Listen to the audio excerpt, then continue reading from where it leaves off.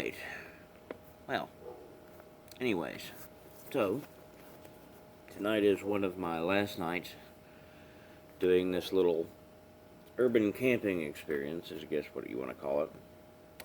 Anyways, I've been hired on by Constance Abbey to help coordinate volunteers and donations and to help set up an agriculture system that will help neighborhoods be sustainable, especially some of the worst hit neighborhoods here in Memphis. Uh, Things are changing every day, so we don't know how things are going to be in about a week from now, much less a month from now. But it seems like a lot of states are starting to resume having sheriff's deputies evict people for being late on their rent. Now, this hasn't happened in Shelby County yet, but it will, and probably pretty soon. I've heard rumors next month, and not from people who are usually wrong about that kind of thing.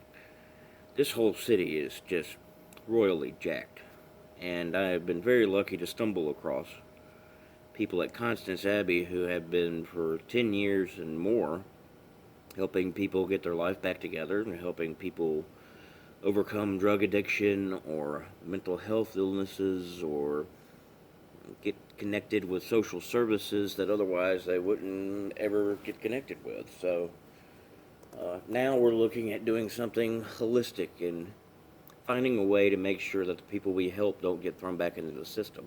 This city's a meat grinder. First of all, if you can survive here, you can pretty much survive everywhere. You could probably survive in the desert or in the middle of China. If you can claw yourself up in this city, you could do it literally in any city, because this city is made to extract money from you the poorer you are. There are organizations called nonprofits here, 30,000 of them in Shelby County, a lot of which are just individuals, some of whom are less than savory characters using it as a shelter for tax stuff, you know that.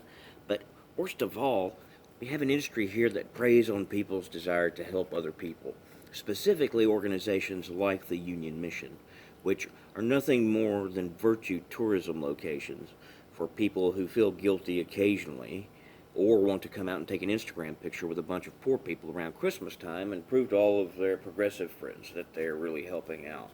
And in reality, that's not helping out, making someone grovel for a bowl of soup when they're desperate and sick sometimes.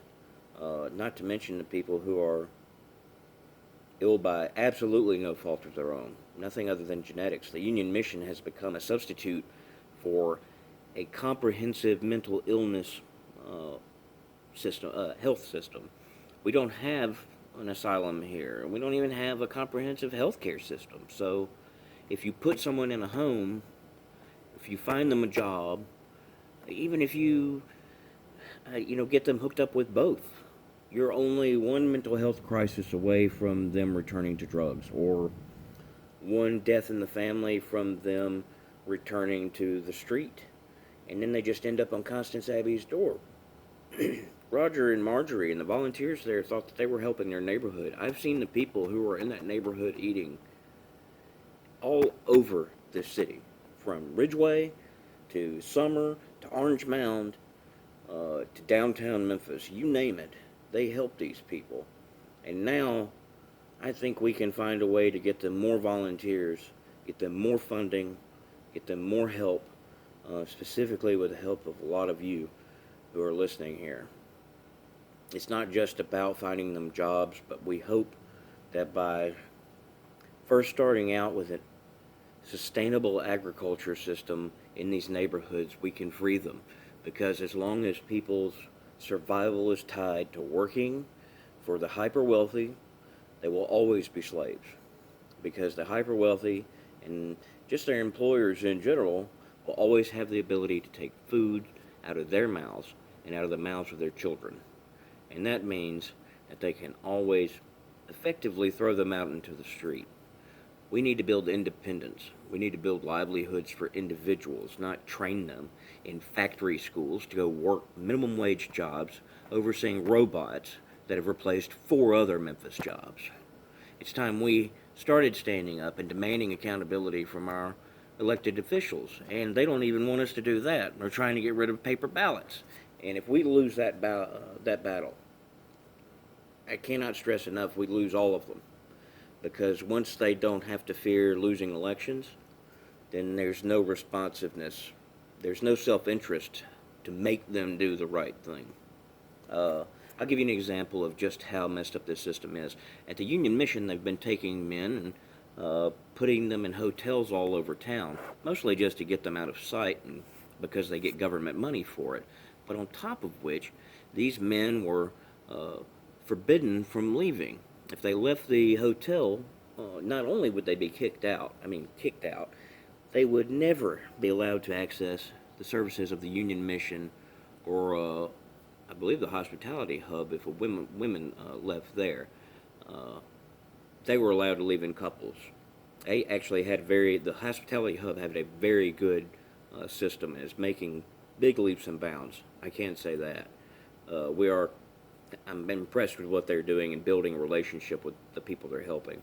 The Union Mission sending people to these farms where they're stuck inside and quarantined, and if they leave, they can never come back. And real estate developers are driving by in the mornings and picking them up and taking them to work on construction sites here in Memphis and then paying them $5 an hour. It is unacceptable. It is slave labor. It is a concentration camp. And then to stick them in those places with no adequate health care or even breathing masks? Anyways, we're working on a big plan, so we'll see what happens. It's a lot to overcome, but I really appreciate the help of all of you. I'm going to miss the tent, though. Thanks to Mila, at least it kept the mosquitoes off of me. Anyways, stay tuned. I'm running out of battery. I'll see you when I get access to the internet and an electrical outlet.